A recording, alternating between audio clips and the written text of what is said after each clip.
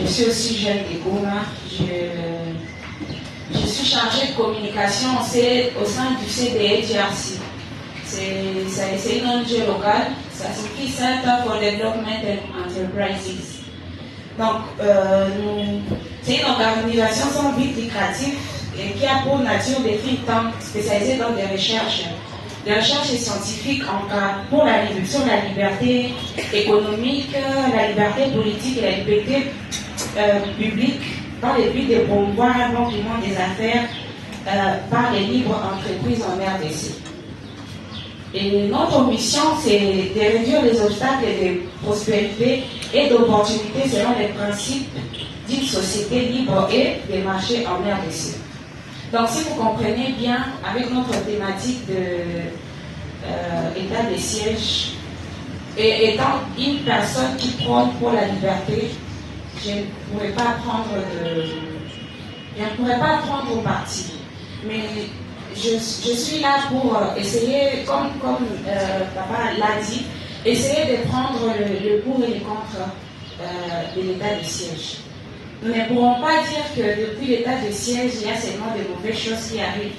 Certes, oui, nous avons un problème de sécurité, et ce n'est pas aujourd'hui que ça a commencé. À Goma, on a toujours un problème, pas seulement à Goma, au Nord Kivu, on a toujours un problème de sécurité. Et je pense qu'avec l'état de siège, on est en train d'essayer de maîtriser cela. Pourquoi? Parce que je ne pense pas si on avait un gouverneur civil avec la situation qu'on a aujourd'hui, je ne sais pas s'il pourrait vraiment maîtriser la situation. Il y a trop de... Tout et n'importe qui est armé aujourd'hui. Et je ne pense pas que ça soit de sa faute, parce que nous sommes en guerre, nous sommes infiltrés, je ne sais pas si vous les savez, mais moi je pense que nous sommes déjà infiltrés. Nous ne savons pas qui est qui. Mais par le fait que nous avons un gouverneur, au moins un gouverneur qui est militaire, il impose. Et le fait d'imposer les choses, ça facilite un peu la tâche, ça nous aide un peu. Par exemple, le couvre-feu. Beaucoup de gens considèrent la partie négative du couvre-feu. Bon, la plupart, ce sont des gens qui aiment trop sortir la nuit et tout, je ne les condamne pas. Mais moi, je pense que c'est quelque chose de positif et ça nous permet de nous sécuriser nous-mêmes. Donc, on est en train de nous imposer à nous mettre en sécurité nous-mêmes. Donc, étant quelqu'un qui prône pour la liberté, je ne soutiens pas, je ne condamne pas l'état de siège, mais quand même, je vois le point positif que l'état de siège est en train de faire. Monsieur là, il a dit que depuis, donc l'état de siège est en train de faire quelque chose concernant, par exemple, les routes. Bon, moi aussi, c'est quelque chose de vraiment louable. C'est quelque chose de louable. Goma est en train de devenir de plus en plus propre. Et les gens sont en train de plus en plus de respecter l'autre par le fait que tu sais que si tu fais quelque chose, après la kusamba, bon, on est ensemble, mais après la kusamba, ça permet à ce que les gens, et moi, on m'a juste donné 10 minutes, oui, mais normalement, on devrait commencer, messieurs, on devrait commencer par le fait de donner les raisons qui ont poussé à ce qu'on puisse instaurer l'état de siège. Bon, heureusement, moi, j'y ai pensé, j'ai fait quelques recherches et il y a 3 raisons pour lesquelles on a instauré l'état de siège. Mais je ne peux pas tout donner parce que les minutes sont comptées. Mais entre autres, nous avons l'insécurité chronique, nous avons la montée en puissance des groupes armés et l'échec des mécanismes habituels. Ce sont les 3 causes principales. Par le fait que si on a instauré l'état de siège, c'est parce qu'on a vu que les civils n'ont pas pu.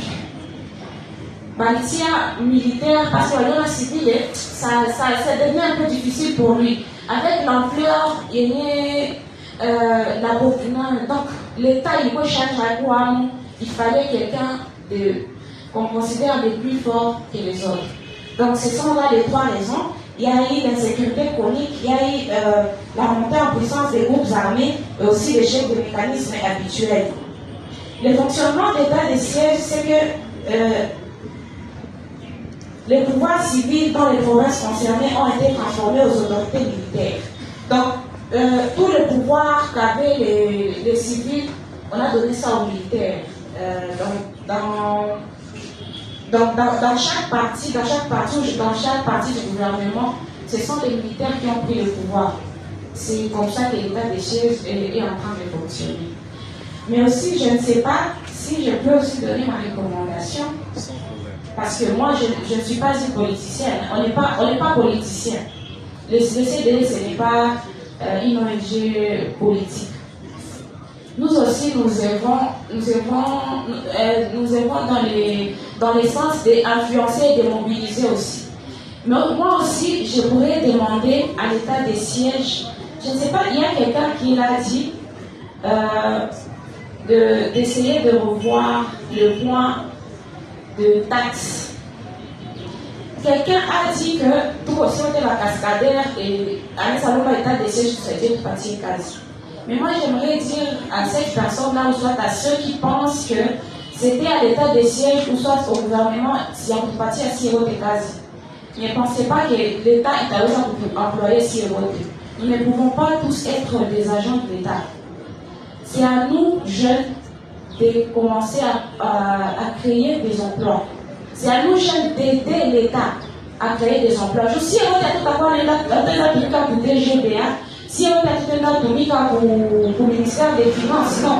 C'est à nous, jeunes, de commencer à voir qu'est-ce que nous pouvons faire, quelle est notre part à nous, qu'est-ce que nous pouvons faire pour aider l'état des choses, soit les gouvernements, à bien travailler. Parce que même si les gouvernements travaillent correctement, par exemple, même si la paix était instaurée, et que nous ne sommes pas consciencieux, nous ne savons pas comment réfléchir pour créer des emplois, ça serait la même chose.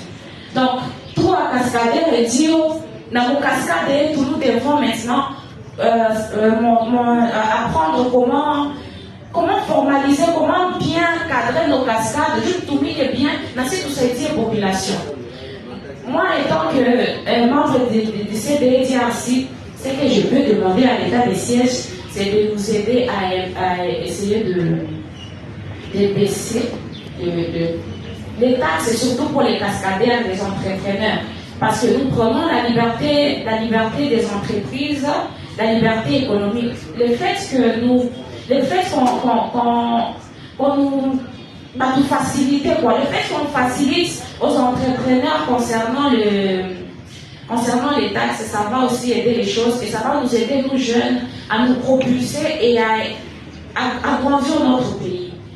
Malgré l'insécurité, malgré les hauts et les bas, nous resterons là et nous allons encore travailler plus pour que nous puissions aussi aider notre pays. Donc, en conclusion, la faute, ou soit toute la responsabilité n'appartient pas au gouvernement, toute la responsabilité n'appartient pas à l'état des sièges. Nous avons aussi notre part de responsabilité en tant que jeunes, nous avons aussi notre partie à faire. Et nous assurons-nous, étant que jeunes, assurons-nous de faire notre part. Là, nous allons faire Kaziak.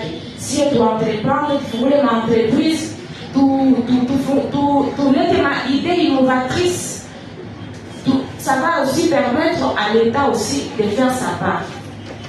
Je pense que, bon, moi je n'aurais pas besoin de demander qui est pour, qui est contre, mais j'ai donné juste mon point de vue et je vous remercie.